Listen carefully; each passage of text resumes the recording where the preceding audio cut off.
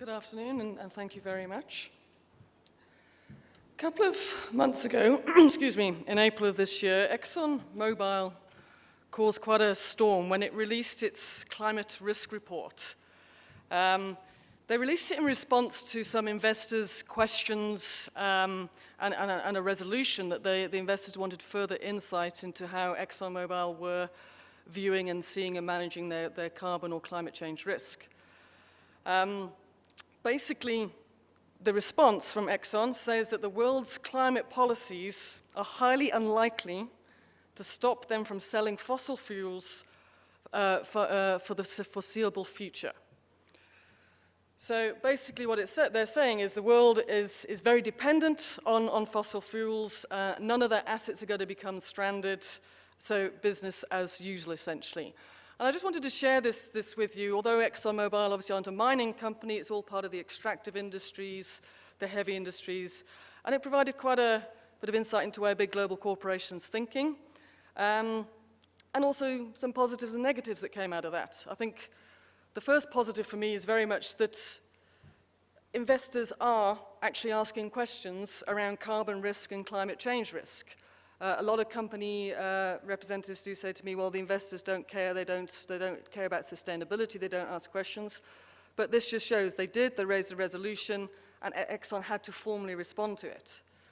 The other positive coming out of it was Exxon actually did acknowledge climate change is real. It is a risk. It was just more about the policy that they had a slightly different view.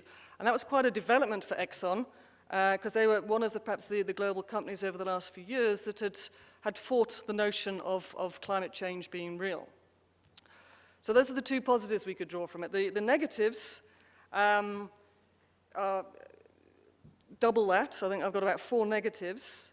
Basically what they're saying is we're only going to do anything if we're forced by regulation, which is quite a sad attitude for a global corporation.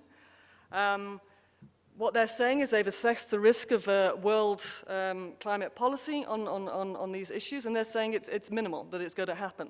Again, when you look at all the COP sessions that go on, the climate change debates happening in September in New York, I mean, it's quite a dire conclusion on what's been going on for 20 years and perhaps, well, hasn't achieved what it was meant to achieve.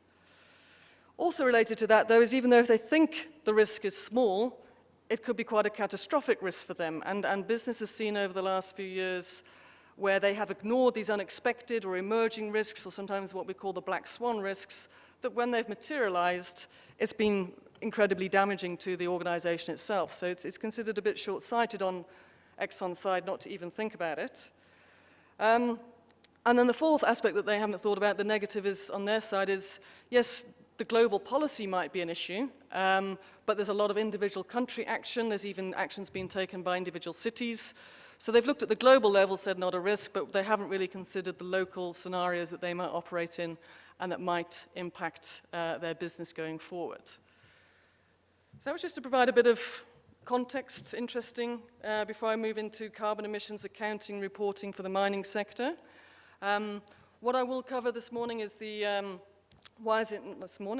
it's this afternoon. Why is it important to the mining sector? What are the benefits and risks? Identifying the boundaries for carbon accounting in the mining sector.